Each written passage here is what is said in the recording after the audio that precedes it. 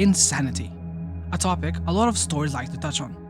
From the top of my head, we got Casey's One Flew Over the Cuckoo's Nest, King's The Shining, Ellis's American Psycho, Dostoevsky's Crime and Punishment, many Lovecraftian stories.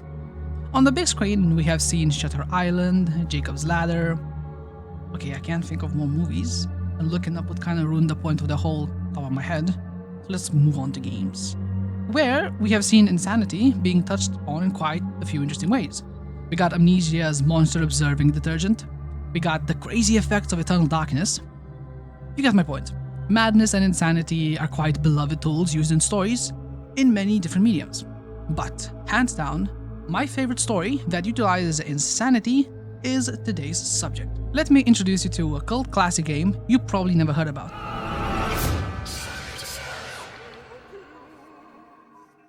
Greetings, YouTube. I'm Evening.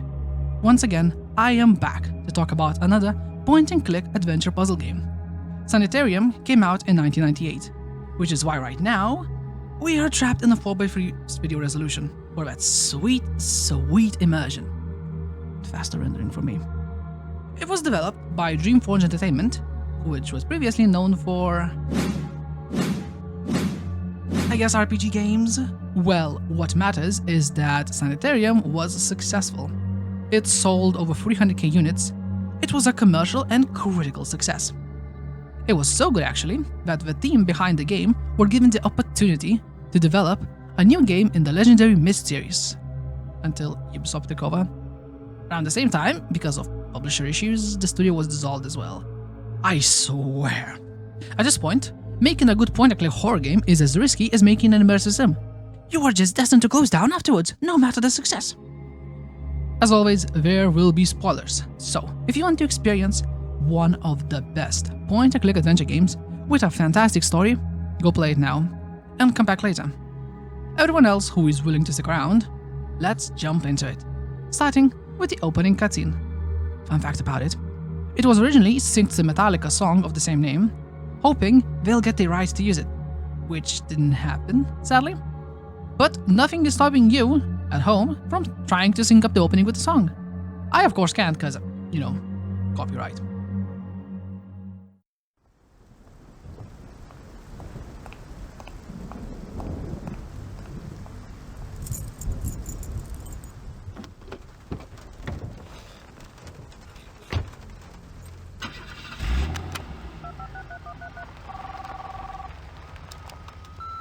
Hon, you're not gonna believe it. I found the answer. All those years, I should have seen it. There's more. I'll tell you when I get home.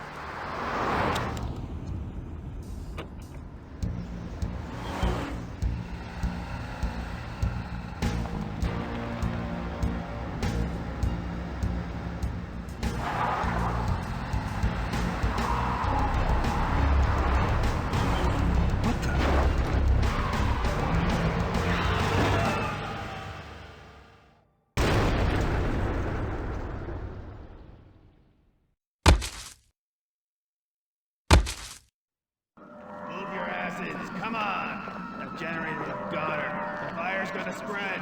Hey, what about this one? Ah, leave him. That's a bastard who stole my car. Oh, what's happening? Where am I? We wake up in a padded cell. We play as... We're surrounded by people stricken with madness. Whoa, what are we hitting the Gwitty in Walmart right now? After spotting one of the patients who looks approachable, our worst fears are confirmed. I can't remember my name. I was hoping you might know me. We are an amnesiac. We ain't got any memories. So, the first main objective of the game comes into view. We have to find out who we are. Let's go back to our friendly patient. Stupid voice! Are you a spirit? These voices, spirits, ghosts, whatever they are, who are they? The fallen warriors! They demand vengeance! What is it they're demanding vengeance for? Temples! The fallen temples! Can't you hear them? Crying out? Oh, what a crazy fellow. Surely, he's not referring to anything that might or might not happen in the future. The doctor here has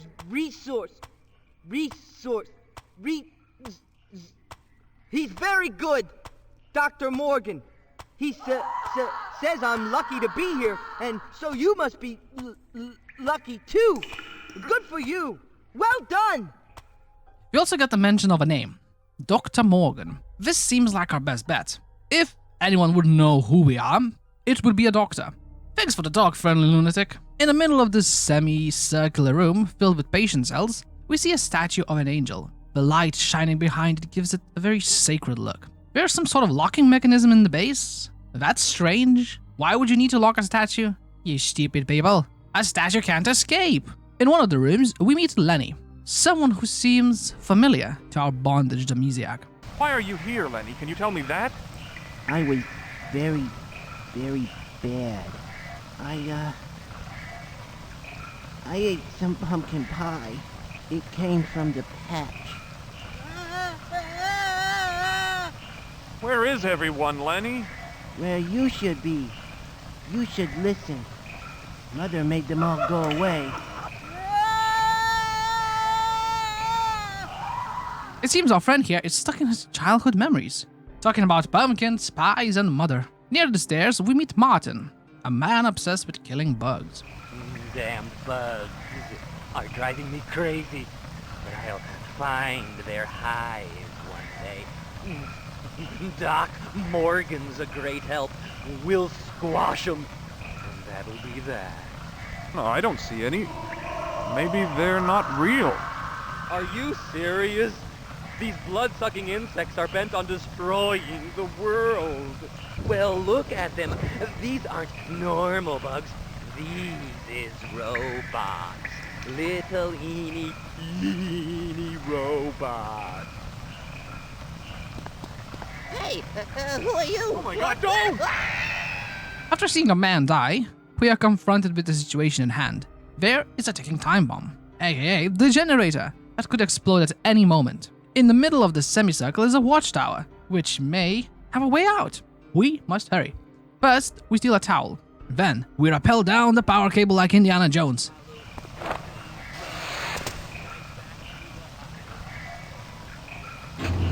And end up in the watchtower. Inside, we stumble upon an unplugged VCR and do an actual Among Us task.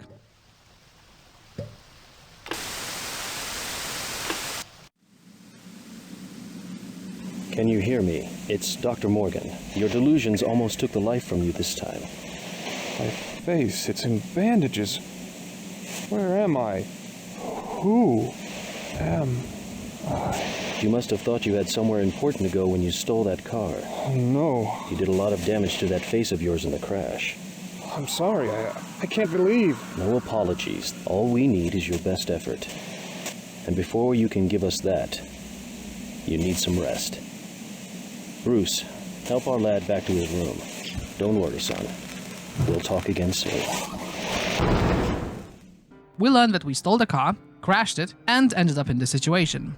But something doesn't add up.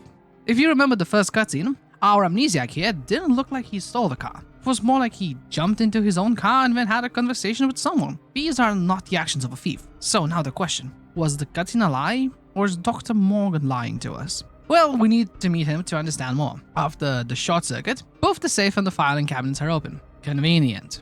We grab what I assume is a key to the angel statue and look through some documents. The only interesting information is a reference to a key Dr. Morgan found being related to the Aztec culture and an escapee number 227. Could that be us? We can't be sure, but what we do know is that it's time to put a key into an angel.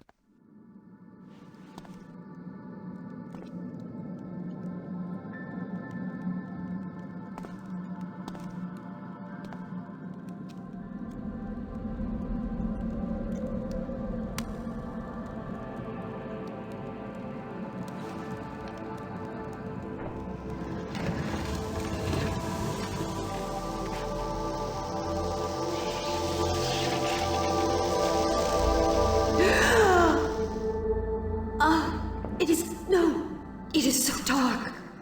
Oh, my home, once bright tower, what has become of you? You're alive. Am I going mad? Listen. Hear the cries of the children. The innocent are dying, and you only think of yourself.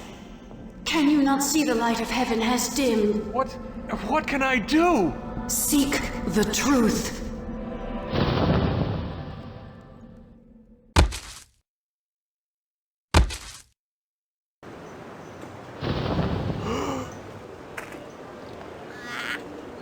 Oh, puking. Hey, you big dope! Get out of our light! Come on, Billy. Let's play. You're not supposed to. Okay. After a quick trip with the angel statue, we end up in a small town called Gannett. Personally, this is my favorite part of the game. If nothing else, play this game for this chapter alone. It has so many amazing parts, so if the first chapter piques your interest even a little bit, please play chapter 2. It's not gonna take long, and it's such a fantastic horror experience. You will not be disappointed. Now, let's get back into it. Grotesquely deformed children litter the streets. Their designs actually make my skin crawl. Before we start exploring, let's take a look inside this interesting looking hut. Oh boy, I hope there is something important here. Surely, the hut with a huge red herring pointed on it means something. Oh, I guess not. Silly me. As we approach the coast, we see a familiar sight. A crashed car, reminiscent of the beginning of our adventure. Near the car, we find a seemingly normal boy fishing. What's your name, mister?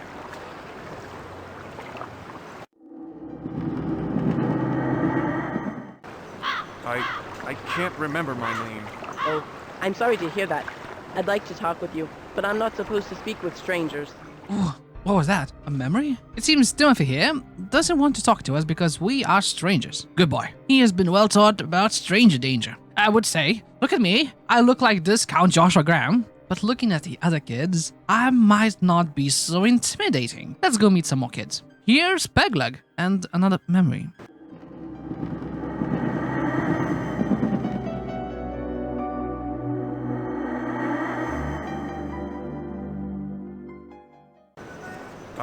I can't remember my name. Oh, sorry, mister, but I'm not supposed to talk to strangers. Mother says that it's a bad thing to do. Mother, huh? The way she said it makes me think that Pegleg isn't referring to her parent. It looks like talking to children will bring back our memories. Let's find more children. The church, maybe. Maybe they are religious. Richer are poorer in sickness and in health, till death do your heart.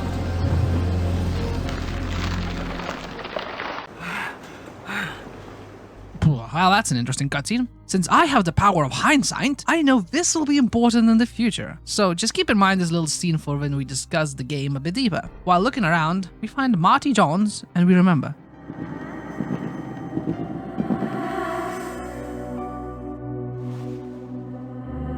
Max? Sarah would like to see you now. But our name is Max. Finally, we can talk to children! That sounds so bad. Okay.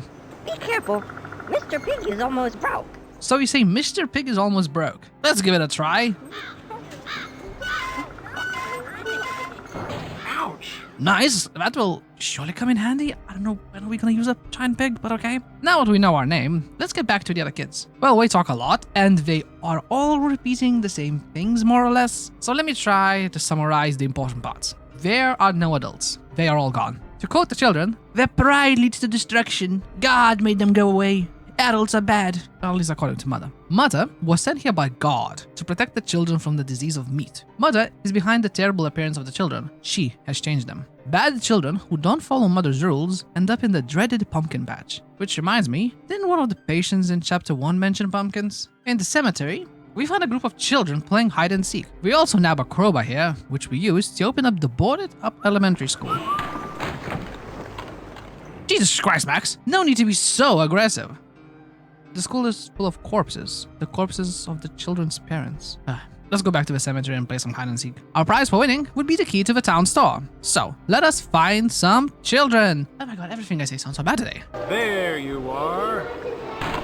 There you are. Aha! Aha! There you are. That was easy. Now give me the key, child. You big dope! You forgot about our secret weapon! You didn't find all of us! You didn't find Carol! She's our secret weapon! After more chatter from the children, we learn that no one has seen Carol for over a year. Since we can also get a shovel from one of the kids, my mind immediately goes to the simple solution. Carol is dead and buried somewhere. That is my hypothesis. Let's do some digging.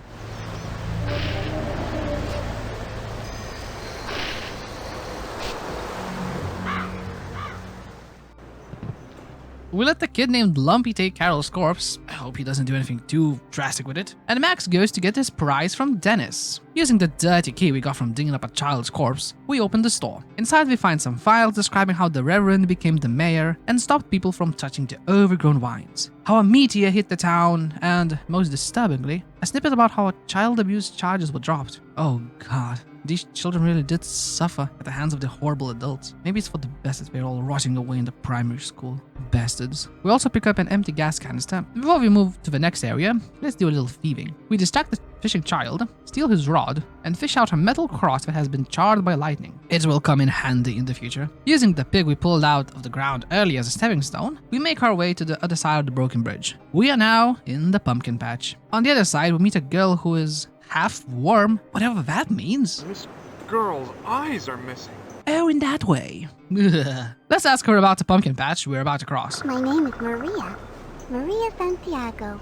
I don't remember much, just those nasty birds, black wings. They pecked at my eyes. It hurt a lot. But when the birds were done, Mother took the pain away. Oh, I see. Well, that's terrible. Let's make sure Max doesn't suffer the same fate, okay? We grab a scythe, and here's a fun twist to the gameplay. Ever played Diablo? Well, same idea. Left-clicking makes Max swing the scythe at the birds. So, better start swinging until there are no birds left. There's even a boss battle against a scarecrow at the end. We have to quickly destroy the pumpkins, and then give the scarecrow the final blow. Easy enough. The reward for this great battle, we find what fell from the sky, the meteor. It's responsible for the overgrown plants everywhere. There's a generator next to the metal rock. We quickly steal a jumper cable from a tractor, plant our metal cross in the metal rock, and then connect the generator and the cross with the jumper cable. We have just made quite a taser. All we need now is gas to run the generator. Now let's go to the barn and meet whoever it is we're going to fry. I suppose Mother is expecting us.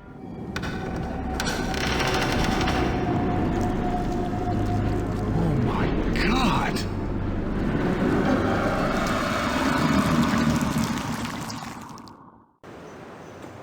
What a huge, disgusting nightmare. I could not have said it better, Max. Here is Mother, a sludgy creature that's actively melting into the barn. So you finally arrived. I am beyond your understanding, human. However, you may call me what the children do. Mother. Jeddah preyed upon his own child, making her suffer and die. The entire town turned a blind eye to Jeddah's crimes, and I watched.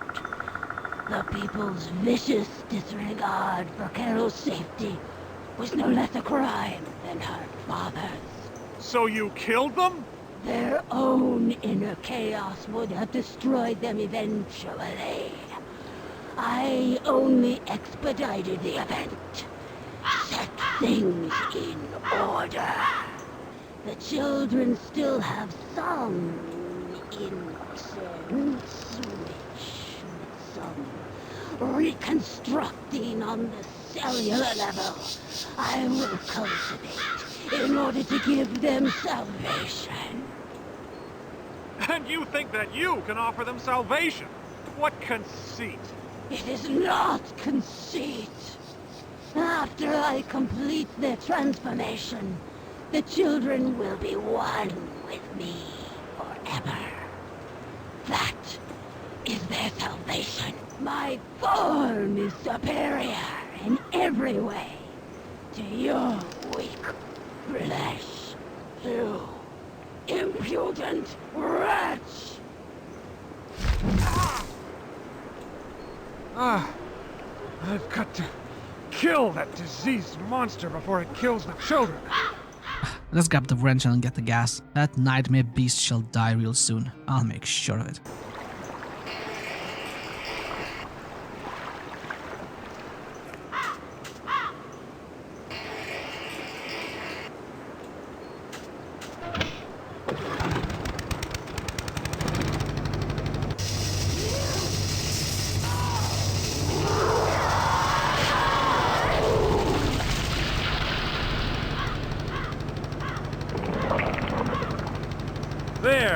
The children are free of you!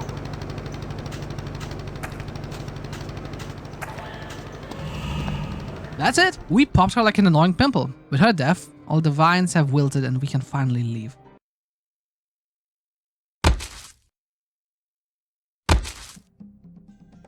We are back in the asylum, which I can only assume is the real world. In this lovely courtyard we meet Elvis, good old Skippy in his beautiful pink skirt, Vera, and the ship captain. They will be important for the upcoming puzzle. We also meet a lot of nurses who are all big, burly men. After talking to them, we learn that Max is the only survivor of the fire in chapter 1.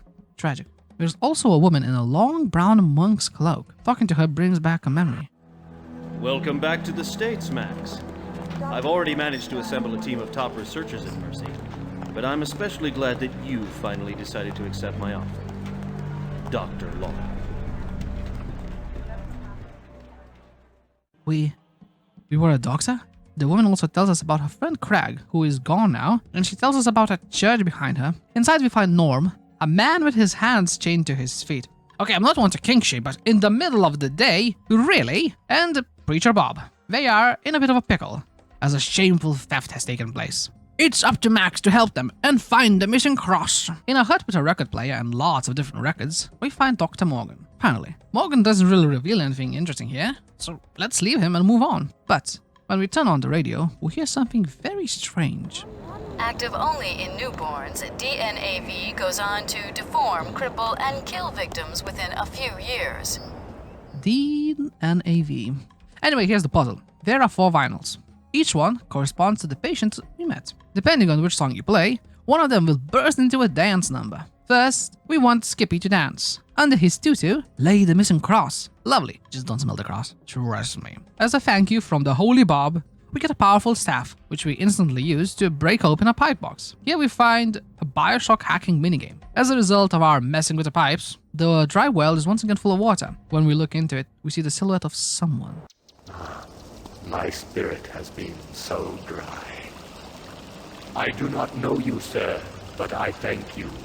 What is your greatest wish? I wish that I could see my sister again. Max? Sarah would like to see you now.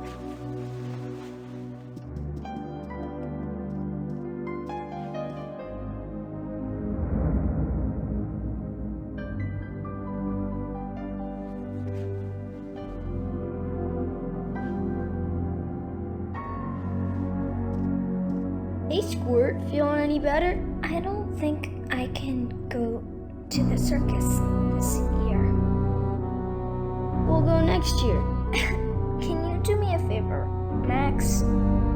Dolly, the one Dad won me the last year at the circus, Mr. Clown, could you get it for me in the toy box? Oh yeah, sure.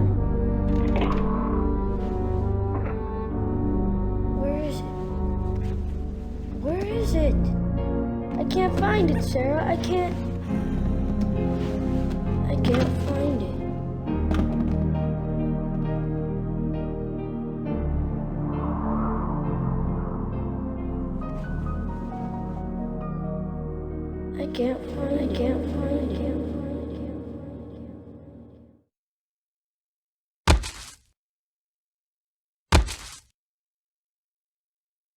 What's happening to me?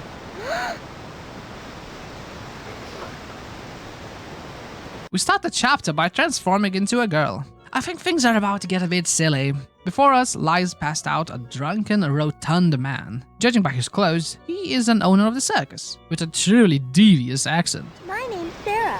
What's yours? What? Why, I'm Antonio Baldini, genius, showman, and ringmaster extraordinaire. So her name is Sarah. Nice to know. Looking through the tower's view, we catch a glimpse of a large house. Something about it seems to be calling us. This must be our home, our destination. Continuing on, we come across 4 carnival game booths. Mr. Baldini gave us a free pass to try the Squid Squash game. which is run by Ishmael, who is of course reading Moby Dick. If we win the game, we get free tickets. Squid Squash costs free tickets, but every other game costs 1 ticket to enter. We get free tickets for winning. We break the knockdown game and steal a bowling pin. We also get 3 more tickets, giving us a total of 5. We can use the 5 tickets to enter the freak show part of the circus, but be careful. If you accidentally walk out after paying for the entrance, it closes and you have to pay 5 tickets again. Don't ask me why I know this information. We should also get 10 extra tickets, as I know, with the power of hindsight, that some other entrances will cost 5 more. Okay, now that we have enough tickets, let's explore Freak Beach. Inside, we meet a werewolf called Timber, who seems to have gone mad after smelling some bones nearby. There's also Pretzel, the Elastic Man. I love that name so much. He tells us about Iggy, the escaped freak who is afraid of fire. Well, that was a nice show. Really worth the 5 tickets. Inside the tent, we meet Lefty, a one-handed juggler, Mino Gino, the strongest man alive, and... Do you, Jennifer, take this man, Max, to be your lawfully wedded husband? I do breathe fire, that's right. What's your name, little girl?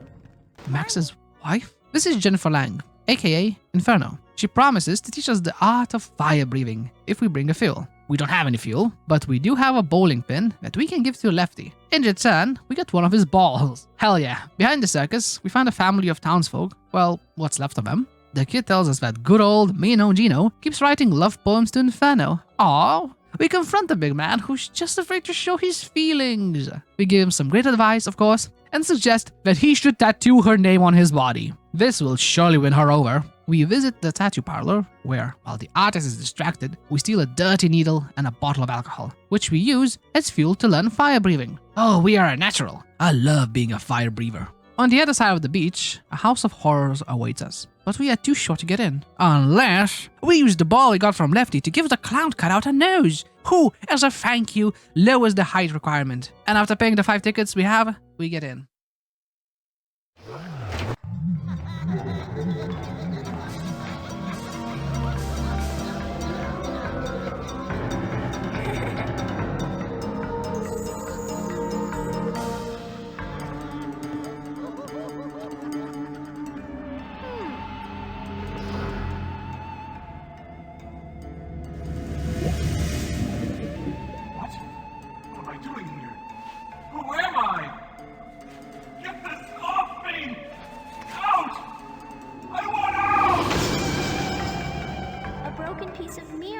So I guess we're not quite Max anymore. He is trapped in the body of Sarah. What a strange situation. We now have enough items to leave this place. Of course, if you have 5 more tickets, which I asked you to get. It's time to go back to the Freak Beach. We unlock Timber with the dirty needle. He digs a hole near the townsfolk family and we follow suit.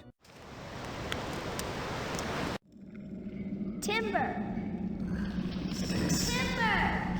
Timber! Did you find your bone? Found them, but something smells bad. What is it? What's wrong? Rotten, like death. Let's leave. Have to climb out. Timber!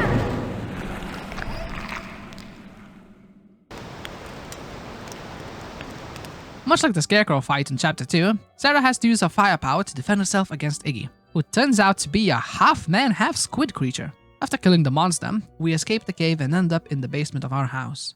The mansion is filled with flashbacks to Max's childhood. We catch glimpses of conversations he had. Sarah finds herself in a distorted, melting representation of her own home. Throughout the house, we see glimpses of the past. Every word spoken feels like it's being said under the heavy weight of grief. This is the world of Sarah's family after her death. In the attic, we find the toy, the one Max couldn't find. You found it after all these years. I'm sorry it took so long. I'm so sorry. Don't be sad, Max.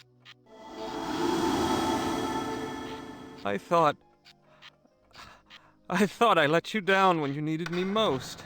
No, don't think that.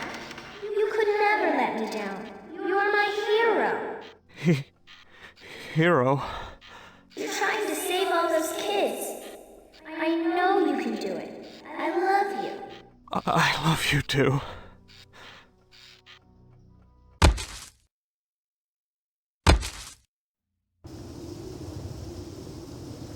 Once again, we are back in Max's body. A bed with a dead child is in front of Max, reminding him of Sarah. Could this be the reason why Max had this whole circus episode? Could seeing this body have transported his mind into a scenario helping him with the grief? Not sure, but we have to move on. We are now at what appears to be the top of the sanatorium, judging by the endless drop below and the roofs nearby. In the room on the right, we come across a familiar painting.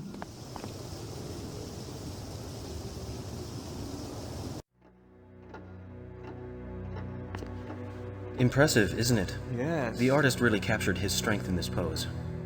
I'd introduce you to him, but he's, visiting my mother. She's been feeling run down lately, so my father thought it best that she get some rest at the clinic. I guess we should be going. We don't... Jacob? I wasn't expecting you. I assumed with finals coming up next week that you'd be spending your time in the library. Instead, I find you here, wasting valuable time. I've more than prepared for the finals, Father. You needn't be concerned. I'll do just fine. You'll do just fine? Fine. Is that your goal? I thought I taught you better than that. Anyone can do fine. I don't want you to be just like every other student that medical school churns out. Remain focused on what is important, Jacob. Yes, Father. Interesting. A scene of Max and, I assume from his appearance, Dr. Morgan. It's a memory from when they were both medical students and friends. Behind the painting, we find a valve that we use on the left path, where we start a rather simple puzzle.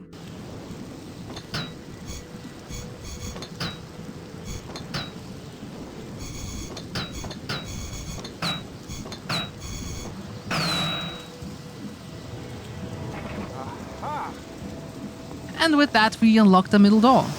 Oh my god. It looks like a slaughterhouse.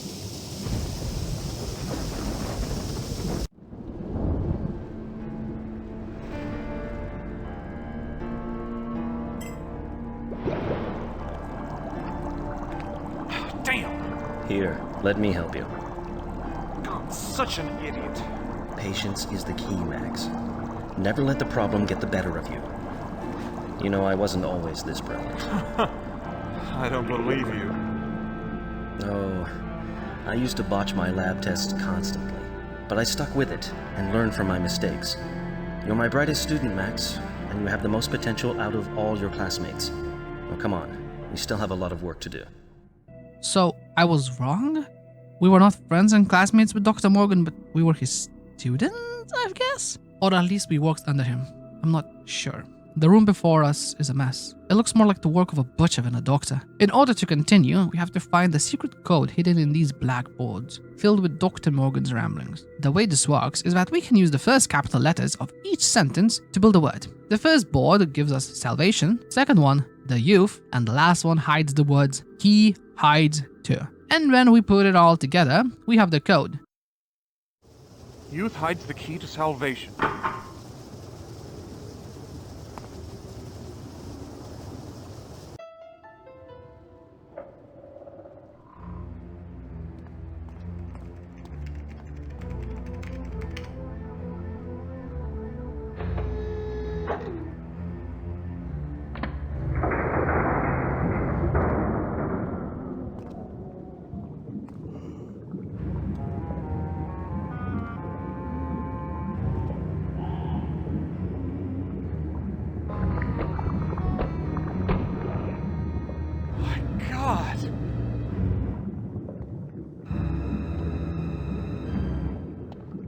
Huh?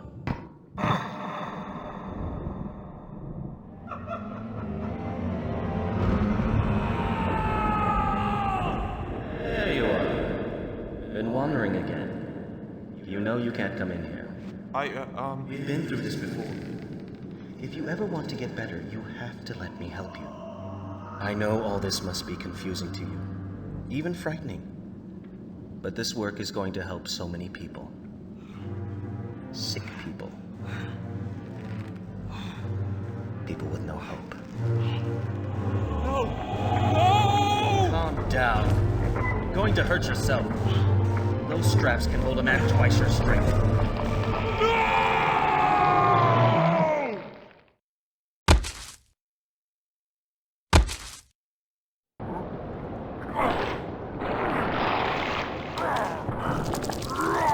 The only good bug is a dead one. And we are back to not being Max. After being caught by Dr. Morgan and discovering the secret he was hiding, he drugs us and we turn into a tall, four-armed, one-eyed superhero we saw Max reading during chapter 2, if you remember. We are Grimwall. I love Grimwall. For one simple reason. We are so fast. We now reside in the world of meat. Every sign of technology is either overgrown with or incorporates meat. It's a world alien to us. We see a Cyclops inside. Next to him stands another monstrous creature, and he gives us our goal. Basically, we need to upgrade our ID card. First, we go to Graven's hut, where we take his tools and a sledgehammer and take a look at the TV. And now, our breaking story this evening. During a helicopter sweep in the search for another missing child in the troubled remote community of Warrendale, authorities were startled to discover what appears to be a gigantic insect hive attached to Mount Cyteria close to the ancient mechanical ruins. Details are sketchy at this point, but some sources have estimated that the visible portion of the hive is only a small part of the greater whole. More details on this breaking story as it develops. In an attempt to halt the infestation of the insect horde that is sweeping across our nation, leading entomologist Gromna will lead a team to infiltrate and examine the ever-growing hive. When asked why he was risking his own life on this mission, Gromna simply replied that he was willing to sacrifice anything to stop the infestation. When he heard the news, President Agris said, "Gromna is truly a great man, and we all wish him much success." Today, the nation breathed a collective sigh of relief as word from Gromna finally reached our closest outpost to the hive. Gone for months and presumed dead, it turns out that Gromna's team is not only alive, but they have found a method to slow the horde's infestation. Remaining near the hive, the team will continue their research in an attempt to stop the horde. Hi, Graven. I guess you're not in. You must be out helping Gromna save the world or something. I just wanted to tell you that I love you, and I miss you. And I really look forward to you coming back to me soon. Goodbye, sweetheart. Well, that was a lot. It may seem unimportant and very alien, but surely it's gonna make sense later. Now, let's go and have some fun in the furnace. This is a terrible place. Hot, dim, everything illuminated by the light coming from the hot furnace, which, as we can see, is a graveyard for children. We break a pipe, and using the confusion, we tinker with the control panel. Brace yourselves. You are about to see one of the most beautiful puzzle designs of the 90s. Wow.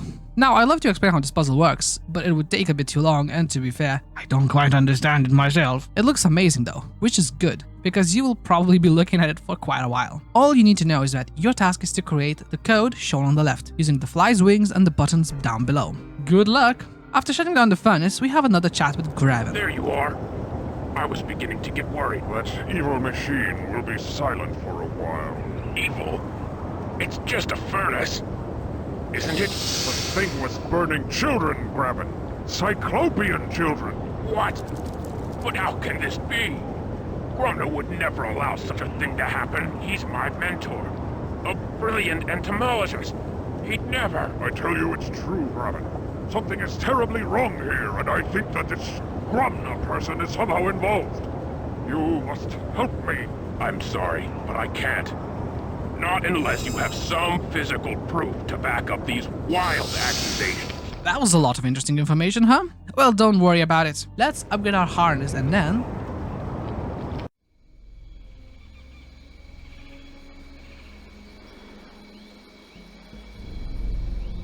Treatment? What treatment? A treatment. They found a way to slow down the disease. It says here that a Dr. Morgan was ultimately responsible for developing the DNAV treatment. Didn't you study with the Dr. Morgan back in med school? I was still a sophomore when he earned his doctorate. Well, the treatment's called HOPE. It's supposed to decelerate the growth of the DNAV, almost doubling the lifespan of affected children. The Aztecs found a way to survive the plague of Quetzalcoatl without conventional modern medicine. Well, hey, if Morgan is close to a cure, a true cure, then maybe he can use another set of hands. Maybe it's time to pack up here and go home. Now that we have access to the royal room, we make our way inside. Dr. Morgan? What test is this? Ah, Max. You're just in time. This is a test of the subject's threshold. The serum will travel directly to the neurotransmitters of the brain and without actually harming the monkey, cause it to feel excruciating pain all over its body. What? Well, that's not an experiment. It's torture! What possible purpose? When you outrank me in lab years, Max, you can question the methods. I see the potential fruits of our research, and that justifies the means.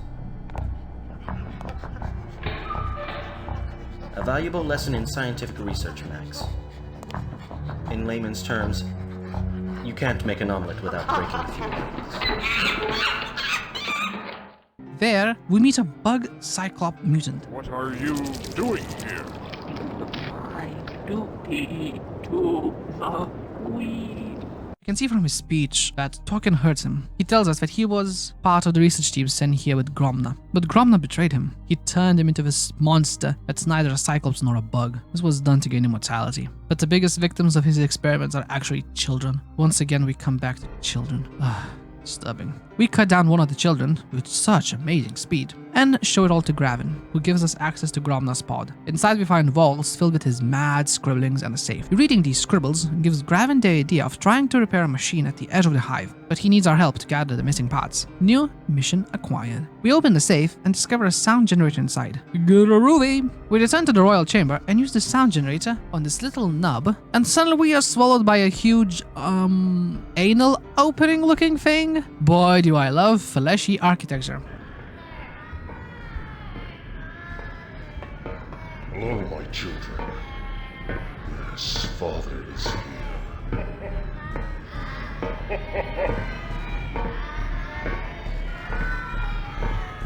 Father is here.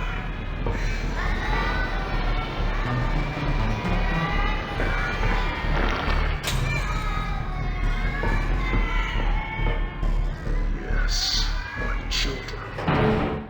Let's follow Gromna. To open the door, we have to solve another beautiful puzzle. Just outside the puzzle room, in the children's cages, we can hear a repeating melody. You have to recreate it in the puzzle. If you have a good ear for music, it's easy. I don't. It's hard for me. The horrors don't stop with the music puzzle.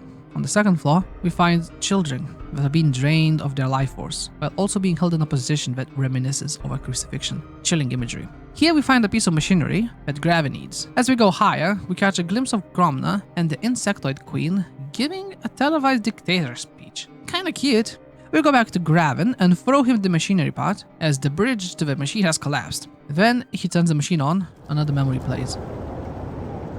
DNA test cycle initiated. Perfect! Second. No! Molecular cohesion negative. Damn it! Another piece is missing. We go back to the top of the Queen's chamber, open a portal, grab the piece, and leave. Surprisingly easy, and a simple way to end the chapter. Could it be? My God, that's it! All along, the answer has been right here, right in front of my eyes the whole time.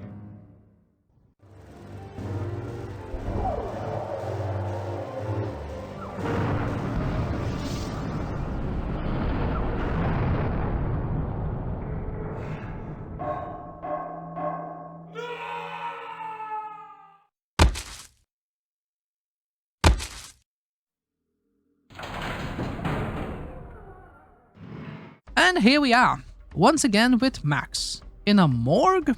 First of all, of course, we have a little chat with a corpse.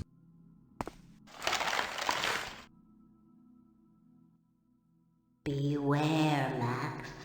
The closer you come to reaching your goal, the more danger you are in. Someone seeks to keep you here with us forever. One who will do anything to keep you from leaving the asylum. I can only say that if you leave, it will mean this person's downfall. But your time is short. Waste not fruitless questions on me. The air grows thick with frost, and soon I must return to my eternal slumber. It's pretty clear that the corpse is talking about Dr. Morgan. He is the villain that we must stop. We must escape the asylum. Nothing can stop us. Actually, a door is stopping us now. No problem. For our big brains, this will be easy.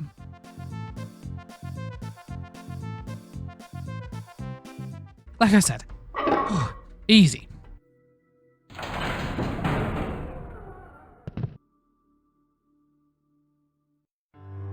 What the hell are you doing? Excuse me? Cutting my research department in half? Pulling most of my funding, despite the fact that my department, my research is coming remarkably close to a cure? Oh, your research. May I remind you that the Mercy Foundation was created around the success of my hope drug, not vague promises of a cure? Rather than wasting resources on an entirely new path, you need to channel your energies toward making the hope drug better. I thought that a few cutbacks would communicate this to you. Maybe you're not as bright as I thought. You know, I think I figured you out. You're not interested in a cure. You just want hope to bring you more prestige, more money. You smart bastard. Give me back my department, otherwise I'll leave. I'll take my research with me and find a company that's more concerned with finding a cure than filling its pockets. I can't believe that your opinion of me is so low, Max. We're friends. You're blowing the whole thing out of proportion, taking this personally. Your sister didn't die of DNAV, Max. I apologize. No, it's all right. Those cutbacks are based solely on existing statistics. The truth is that it's difficult to measure the success of your research against the proven methods of the Hope treatment. Look, you don't have to leave Mercy to continue with your project. I'll look over the numbers again. We'll work something out. It's time to stop dilly-dallying. We got a mission. So here's what we're going to do. Grab a bust of Dr. Morgan and break through a wall. Yes! In the room, we turn the valve and grab a U-pipe. Next, we take a monkey wrench from the furnace room and screw the pipes inside the U-pipe. Turn on the furnace, burn a corpse, take its ashes and a glass eye, and as a side effect, unfreeze the morgue with the heat from the furnace.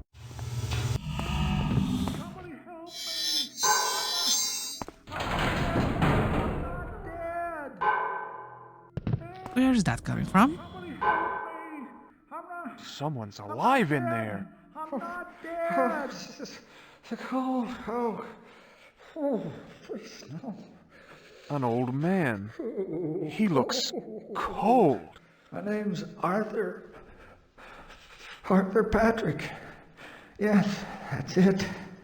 Last thing I remember, I was taking a nap in the courtyard, and then they were dragging me to some weird laboratory. And then I think I fainted.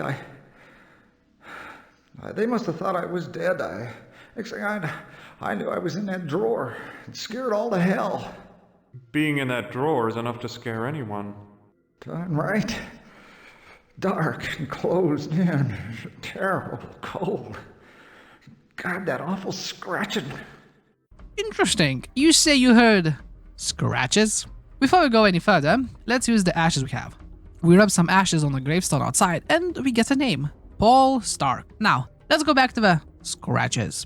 Looking around the morgue drawers, we find some scratches in one of them. They just seem like silly, random scratches. But using the glass eye, we see something completely different.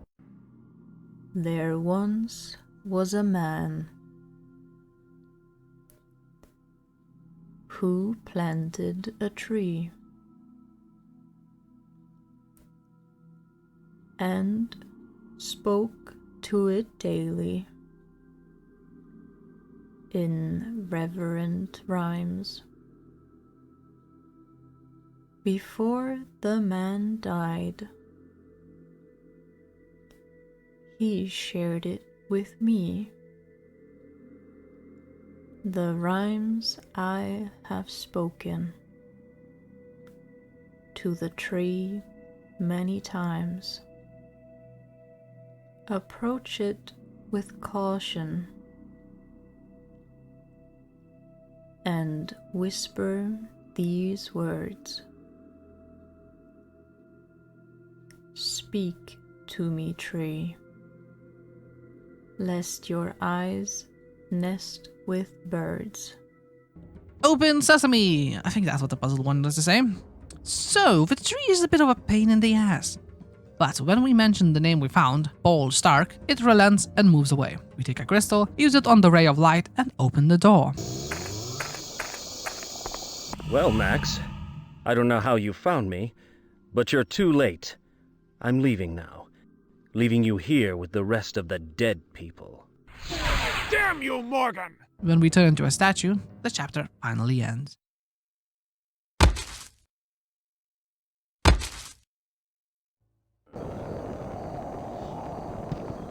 Well, every game has that one part that is just not as much fun.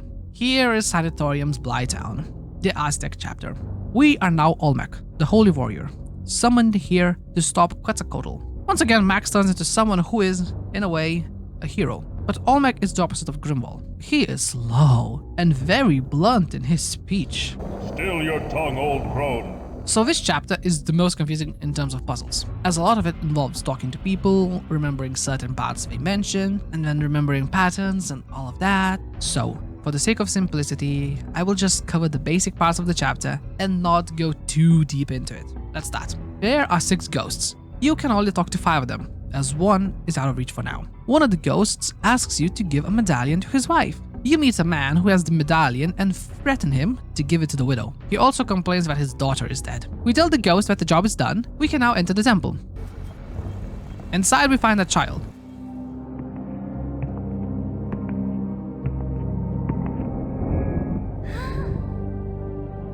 You must be the stonemason's daughter. Your parents miss you greatly. I will take you home.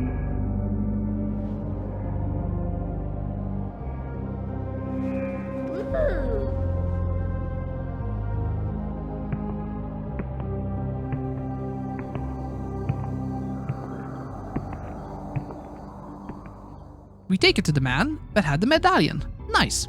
He says we need to know the names and ages of the 6 ghosts. To get to the last one, we walk up to Quetzalcoatl, who first blasts us. Then, on the second round, lets us converse. We push a stone, leading to a lava drippage, and like in a Skyblock server, we make a cobblestone generator, which lets us cross to the last ghost. The man blesses us. We now have fire resistance. We take a fruit glowing in lava, give it to a shaman, who attacks Quetzalcoatl.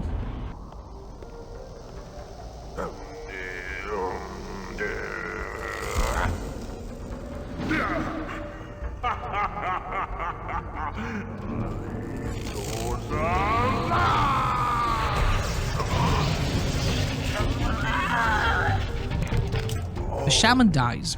We go to his house and take a crystal heart that looks so out of a video game. Like, wow, it's just weird. Put a bowl we found in one of the huts under the shaman's body and get some blood. Now, let's get the totems. Go back to the temple with the child, solve a puzzle, and get the wind totem. Next, talk to the fisher ghost who asked us to give him the medallion. He tells us a riddle. We use the riddle to solve a puzzle with the water temple to get inside. There, we take the water totem. Finally, we enter the Jaguar Temple with the blood and the heart as sacrifices. Take note of the symbols on the stairs as we go up. They are the correct order for the puzzle inside. We get the Jaguar Totem. The Jaguar's power is revealed.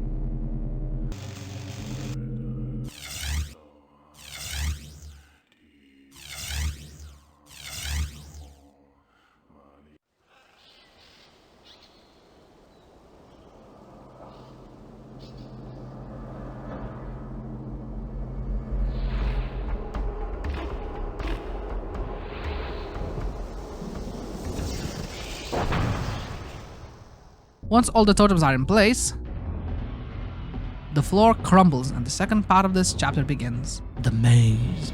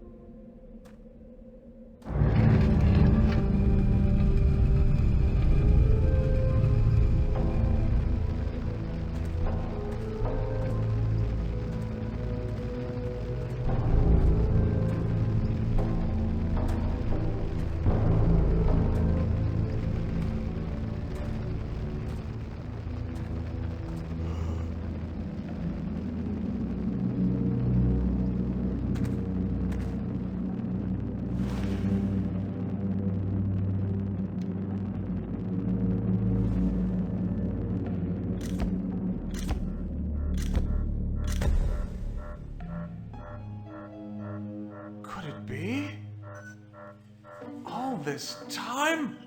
So simple. DNA test cycle initiated. Come on. Hold together, you son of a bitch. Molecular cohesion affirmative. Yes! Test cycle downloaded to DVD. Encryptor sequence completed. System shutdown activated.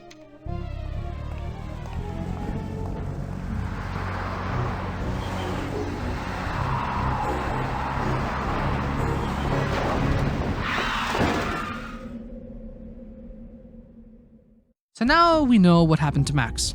If it's a bit unclear, don't worry, we'll get to that. But first, let's finish this chapter. So the maze is actually quite simple, just a bit annoying. Add to that the fact that Olmec is quite slow, and the frustrations can add up. You really just run around until you get to a set of buttons, and press a few things until something happens, and then run some more. Just watch out for the purple lightning bolts and crumbling floor tiles. They will send you back to the beginning.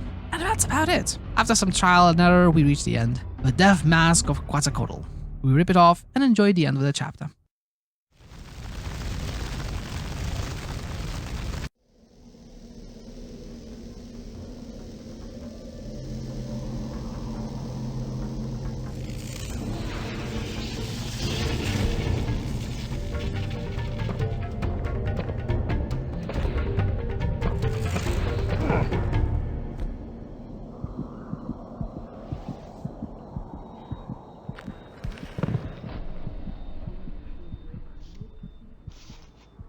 Oh, my poor baby. You had an awful fall. I'm so glad you've come home. Home? Well, of course, silly. You did want to come home, didn't you? Yes, I wanted to... Well, then that's that. Hush now, Max. When you fell down the chimney, you bumped your head, and now you're a little confused, that's all. My head hurts. I remember hitting it. That's right, dear. You hit your head on the chimney. Now don't give it another thought. I'll take care of you. Chimney? No, I hit it... No, I hit it on... in... my car? No, of course not, dear. You just bumped... Yes, my car. I was driving and... the brakes... But Max... We've been waiting for you for so long. Don't leave now. We? Who? Why, me and little Sarah, of course. Well, who else would it be, silly? But that's impossible. Sarah is dead. Sarah! Max is home. Max! You're home, you're home. I missed you. You're alive! My God, Sarah! You're... No! You're dead!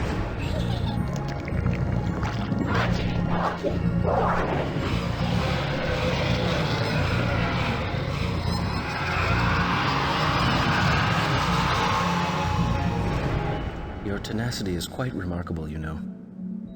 Your doctor tells me that you should have died in the car wreck. I wish things could have worked out differently, Max, but they didn't. You leave me little choice, old friend. Did you honestly expect me to sit by while you went public with your cure? No. I've worked much, much too hard to allow that. I guess this is goodbye, Max. I'm truly sorry it had to end like this. Farewell.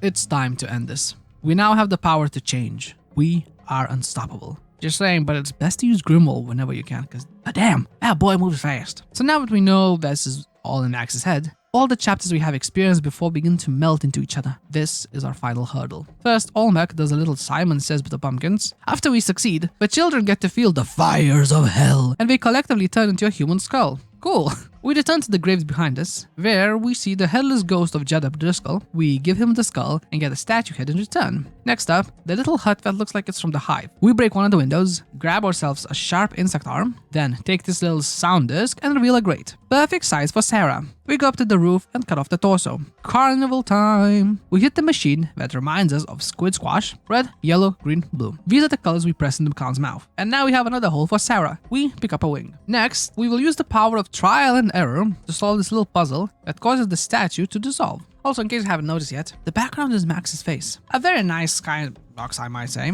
Anyway, Grinwall, the strongest of the Cyclops, pushes the statue and reveals a crystal monolith. All we do here is push down the corpses to reveal another angel wing. With all the pieces in our possession, we complete the angel statue and move on to the final challenge.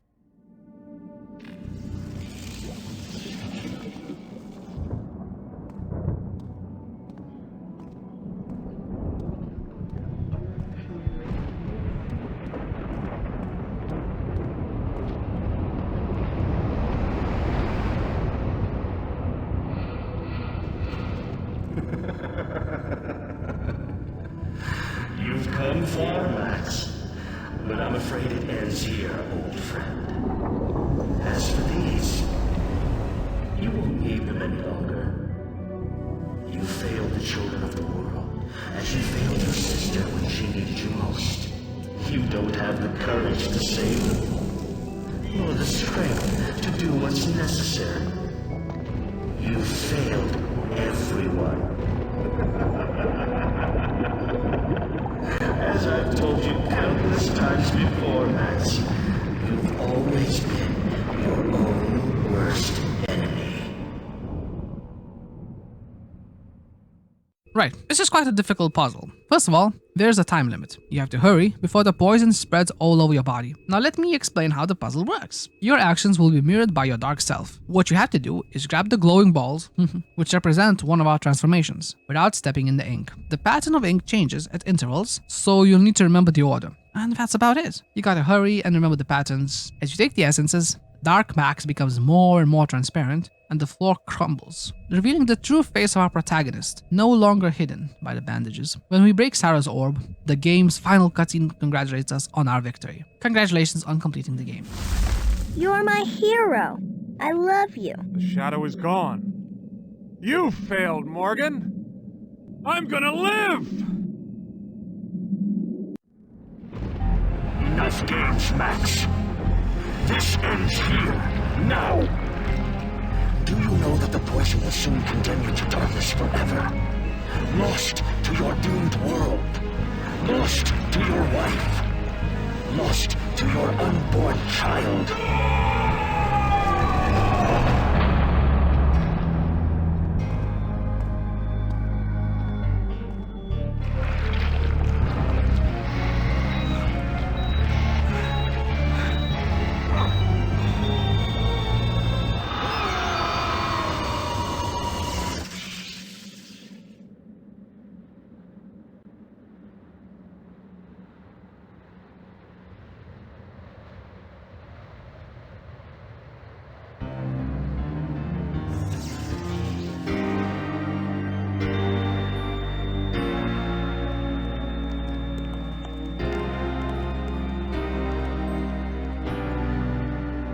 It's over.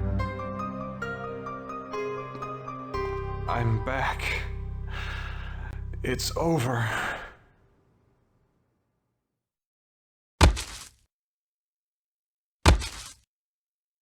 And that's it. Okay, let's address the elephant in the room. Yes, it was all a dream. But unlike in some other stories, I think it works pretty well here, since everything has been quite surreal, starting with chapter 2. I mean, for God's sake, we transform into our dead sister and a 4-armed Cyclops alien superhero. Of course, things are a little bit silly and not as they seem. It might have been a bit difficult to understand what was really happening amidst all the puzzles, so let's discuss the actual story that unfolded here. Sanitarium is the story of Max. Our story begins with Max as a child, facing his first crisis, the death of his sister, Sarah. In an attempt to cheer up his suffering sister, Max tries to bring Sarah her favorite toy, but sadly, he fails and she dies without it. This leaves Max feeling traumatized and helpless, knowing that he could ultimately do nothing for her. This tragedy becomes the motivation he needs to pursue a career in medicine, ensuring that no child would suffer the same fate as Sarah. During his studies, he meets two people who will become very important in his life: his colleague and future rival, Jacob Morgan, and his future wife, Jennifer Lang. At some point, it's unclear whether this is a new disease or something that has plagued humanity for a while. However, a virus called DNAV spreads around the world, specifically targeting and killing children. Morgan, now Dr. Morgan, becomes the head of the Mercy Foundation, a program focused on finding a cure for this deadly disease. Max, on his own, begins researching DNAV more in depth, and his research leads him and his new wife to the civilization of the Aztecs. There, he gets his eureka moment. Max discovers a cure, a way to end the disease. The problem is that Dr. Morgan cuts his research because his drug, Hope, which only slows the symptoms rather than curing them, is more profitable. During this time, Max becomes consumed by his work, trying to ensure that no more children die, and his marriage begins to suffer. His wife starts to feel as though he's dead to her. Their relationship has deteriorated so much that she could be called a widow, and it would make no difference. But then, something changes. She becomes pregnant. Could this be the way forward for their marriage? A way to save their crumbling relationship? Max finally becomes ready to confront the Mercy Foundation with his cure. Then, tragedy strikes. Max is involved in a car accident. Dr. Morgan deliberately cuts his brakes, causing the accident. Max falls into a coma. This is where the game begins. Now that we know everything in the game takes place inside Max's comatose mind, we can try to interpret the weird and bizarre elements of the levels symbolically. It's finally time for the part of the video where I give my own opinions and interpretations, rather than it just being a glorified playthrough. As the entire game takes place inside Max's head, the levels are filled with references to his life, trauma, and goals. However, many of these references are not very clear. Take the tape, for example. Max has lost his memory and only has fragments of his past life remaining, one of which is Dr. Morgan. Not knowing anything else except the world built by his mind, he assumes Dr. Morgan is his doctor, and the psychiatrist Morgan character is born. At the end of Chapter 1, we see the first example of a recurring character type in the game, the Savior. The statue of an angel tells Max that children are dying and that he, a selfish man, only cares about himself. It is reasonable to assume that this is something Max himself has said to Morgan, because in the game world, that's exactly what Dr. Morgan does. He prioritizes himself over the dying children. I think Chapter 2 is much clearer with its symbols. Firstly, all of the deformed and mutilated children represent the victims of the DNAV virus. In that case, Mother, of course, represents the virus itself. Therefore, the act of Max killing Mother represents him finding the cure for the disease. Next, I believe that the whole town of Gennett is a representation of the dimension between life and whatever comes after. Let's call it heaven, given the angelic references. This is why the town only has children, as they are the only ones who die from the disease. Then there's Carol. She's a dead girl that Max has to dig up. We learn later that she represents Sarah, Max's dead sister. I see this as having two meanings.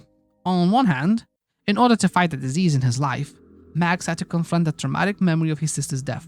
During his search, he encountered many other dead children. Another meaning behind digging up Sarah's representation is that Max has to move on. He thinks he failed Sarah. He couldn't even help her with the simplest task before she died, and he failed to fulfill her last wish. This act of digging her up shows that he must confront his trauma and overcome it, as we see in Chapter 4. Speaking of Chapter 4, we begin transformed into Sarah.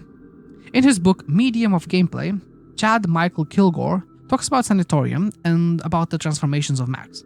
He says this: the narrative moves between the character's perceived reality of the asylum grounds and his hallucinations. Within these hallucinations, the narrative appropriately recasts the main character into the reality, such as a four-armed alien cyclops and a godlike stone warrior. But, on close examination, the character is, in fact, recast as a representative of his own ego. These new roles are the manifestations of the different aspects of his identity, his past, his courage, his strength, needed in order to overcome the obstacles to his freedom. By this, Sanitarium's narrative is a quest for identity and truth. As players become drawn into the narrative of madness and personal salvation, they undergo a like transcendence, with a character of self-creation and acceptance. Its narrative exposes reality and searches for truth. By using Kilgore's ideas, we can see that Sarah represents Max's past. In this chapter, we perform actions that lead to Sarah having fun. She enjoys herself at the circus, playing games and visiting the House of Mirrors. She smiles and laughs, something she couldn't do by the end of her life. We also revisit the memory of her death and finally come to terms with it. We fulfill her last wish, find her toy, and learn to forgive ourselves. For me, the most interesting part of the chapter is actually Inferno, Max's wife's betrayal. She talks about how her husband went out to the mansion and never came back. Given that the mansion represents the day Sarah died, we can infer that Max was distant with his wife. He never got over Sarah's death. This made her feel alone and friendless. This is reflected in the hooded woman from chapter 3, who also represents Max's wife, and says that she is alone and has been abandoned by her friend. Not to mention that the first time we see Max's wife, she's depicted as a skeleton. All of these details combine to create an image of a woman who is alone, sad, in a dead marriage. Judging by Inferno's actions in this chapter, she may even have been unfaithful. Chapter 5 opens with Max leaving the body of a dead girl behind, showing that he is moving on from Sarah's death. However, we are confronted with a new problem: the massacre of bodies inside the laboratory. In Max's mind, this represents the depravities Dr. Morgan is willing to commit in order to cure the insanity. In the real world, however, it represents all the children who are destined to die slowly, because this monster has decided that their deaths are more profitable. Chapter 6 is once again an ego chapter. Max transforms into his childhood comic book hero, Grimwall. Having seen and understood the terrible things Dr. Morgan has done, Max decides to become a hero. To fulfill his goal, he transforms into Grimwall, as Grimwall is the ideal hero that Max aspires to be. However, in this chapter, Max is actually Graven. He works for a terrible villain, who is Gromner/Morgan, who betrays everyone in order to collaborate with the enemy, whether they are insects or the DNAV. Once again, there are more motives relating to wives, as Graven's wife is worried about him and feels lonely. Chapter 8, the final ego chapter, introduces Olmec and the village being ravaged by a curse and a plague. This chapter, I want to focus a little more on the puzzles, dear viewers, because you can probably quite easily work out who represents Max, Morgan, his wife, and the DNVA.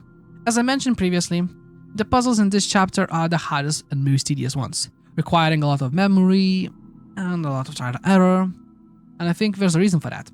Other than it being the end of the game, I think the puzzles, which focus on remembering patterns and trial and error, represent Max's hard work researching the cure for DNAV. By the end of the game, Max has finally become fully himself. He remembers everything, and because of the adventures he had in his mind, he becomes stronger than ever before. He takes control of all his egos, and with his strong willpower, he wakes up from his coma. During the end credits, we learned that Jennifer's pregnancy went okay. Dr. Morgan was jailed, and Max became the head of the Mercy Foundation. What a nice ending in such a bleak and horrific game. Well, that was it. Thank you for watching, like always. I hope you have a great rest of your day. Don't forget to like, comment, subscribe, maybe follow my Twitch, look at my other videos, my other channels. I don't know. Have a good one. See you next time.